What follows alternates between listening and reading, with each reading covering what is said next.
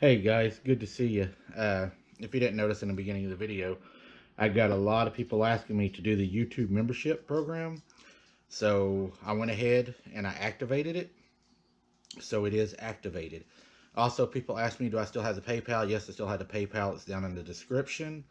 The membership to the channel, you can find it also below the video, kind of across from where my logo is and my name. It says join. You just click that to join. Thank you for both, and God bless you all. It helps support the channel and buy investigative stuff, gas, and stuff like that. And then, of course, FOIAs and all that. They charge for copies.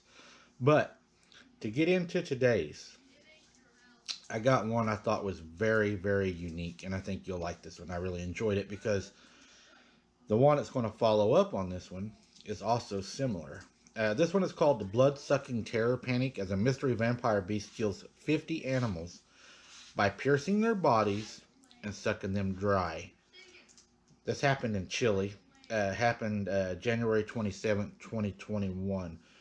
The moon was a waxing gibbous. Outcome: animals sucked dry blood with fatalities.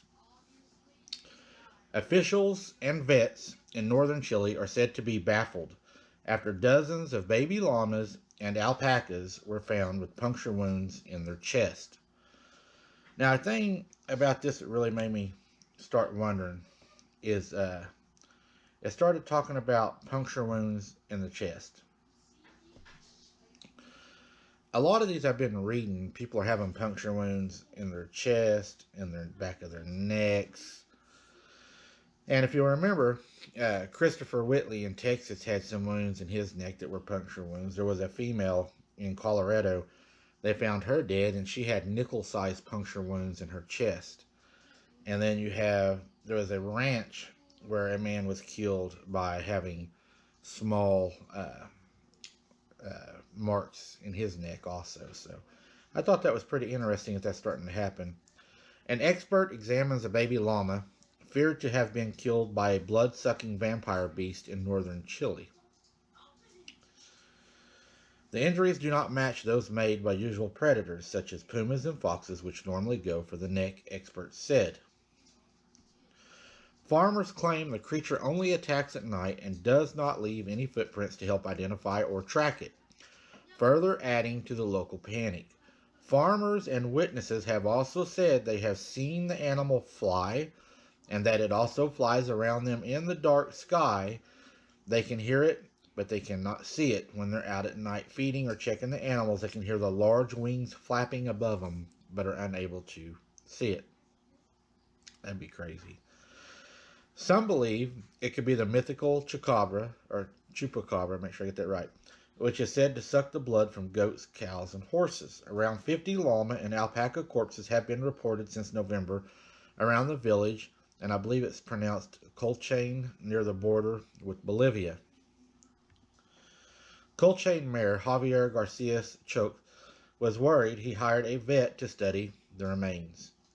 And Chile's National Agriculture and Livestock Services, remember you're going to hear this a lot, SAG, has now started an investigation to help solve the riddle. A drawing of the mythical chupacabra, or goatsucker, as described by an alleged witness. Andrea Nieto and local veterinarian surgeon called into example the corpses would not determine what killed them. So the veterinarian they called in was unable, or they're asking him to try to determine what killed them. She said, they are not the marks of predators from here, such as the puma or the fox, and do not match any known animals on file. There we go again. The bite marks are not matching anything they have on file, and we're starting to hear that a lot. It's starting to show a routine, an MO kind of, if you will. Only 2 perforations are seen at the thorax and nothing else, which is very weird, because even dogs will leave small marks from the teeth between their incisors. The small teeth that are between their incisors on the lower jaw, it says, will always leave imprints if the bite is deep and severe, as they're talking about here. Apparently, from the animal sucked, but more exhaustive investigation is necessary. The bodies were drained of blood as if using a straw. Her report ruled out an attack by wild dogs which ripped their prey apart and also ruled out the possibility of bats. I'm glad that this person, of course, it's not in the United States, so they're a little more open with their investigations, I think. But at least she didn't come out and say, well, it was a dog, but we don't know it's unknown canine. I'm actually giving her credit because she actually says it was not an attack by wild dogs. That covers the whole spectrum of canines. She said, from the bite, I can conclude that it is an animal with a small jaw due to the size of its fangs, which are very advanced, unlike other predators that I have seen that have them on both sides. But she also states here that some of the bites from the small jaw appear that the jaw is able to open wide, as if some of the other bites are a lot wider. It's like it can flare its mouth open. That's kind of freaky.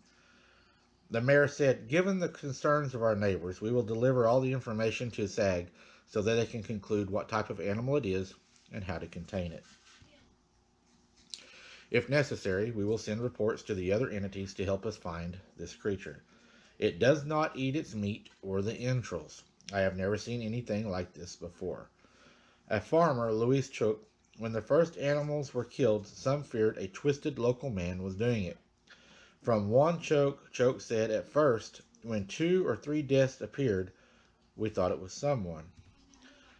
But when more began to appear, we said no one could do such evil, and the deaths went on, and the blood being sucked from their necks underneath the right side, always piercing the jugular vein. Always piercing the jugular vein. My cousins told me it could be a creature called the chupacabra, which left a person badly injured in the South years back. It scared me, and we put lights with solar panels to illuminate the pens and scare this animal away. The lights have worked so far. There we are, guys. We know lights work. Bright lights work. They might be as important as your weapon.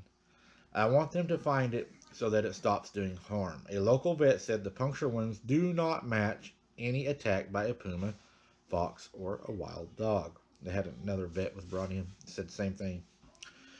A local vet came in, and he said the puncture wounds do not match an attack by a puma, fox, or wild dog. Credit.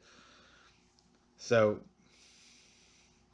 Louis said foxes have multiple in the area, but our recent killings do not match attacks by the usual predators.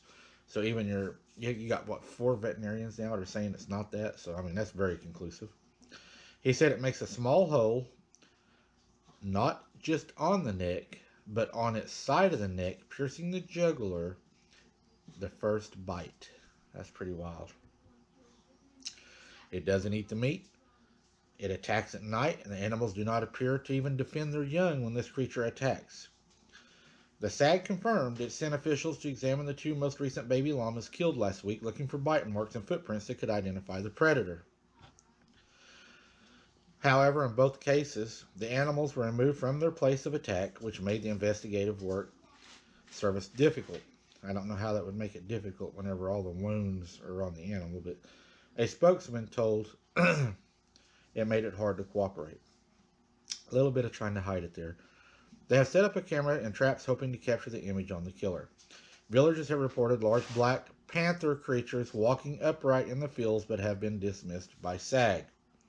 Man, we heard that in the Brandy Hamilton case, didn't we? A large black creature walking bipedal, but the 911 operator decided to take matters into her own hand and say it was a misidentification.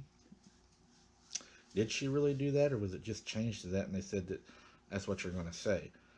But imagine there's something out there on their first bite, guys, hitting the jugular vein, sucking the blood out of these bodies through the jugular vein, using what looks like straws, which you would presume or speculate that they would be hollow teeth that it's using to be able to suck the blood out of the vein, I would think, or it's cutting the vein and it's using a sucking force to suck the blood out. I'm not sure, but something weird is going on there, and especially for all the bodies to be drained of their blood and for the first bite to hit the jugular every time. The first bite, I mean, you could be walking out to feed your animals at night, and if things up there flying like they're talking about, it comes down one bite through your jugular, you're in trouble anyways. Even if it don't suck your blood, I mean, you're not going to go far before you lose consciousness and then death. And it's probably going to feed on you when you lose consciousness. It makes you really want to go outside at night, don't it? But you know, a lot of people are talking about winged animals right now, and even my granny, you know, she made the comment that we don't just have one creature here. There are several different creatures at the house, and she said, yeah, some of them fly. So I mean, that just kind of reinforces, you know, that they fly, and that's why we see footprints that go to the middle of a field and disappear. I asked Granny that one time. I was like, "How do they do that, Granny?" And a lot of people say portals, but Granny would say, you know, like it was common sense, is how she would say it. She'd go, "Duh, they fly," you know. So I mean, it makes sense. And she said she's heard them land on the roof and on the roof and in the trees, and we know it was in the trees and on the roof. I was there and witnessed that, so it just kind of made sense. I wanted to share this one with you guys. I thought you would really like it. I got another one I'm going to share after this one. It's going to be really close to this.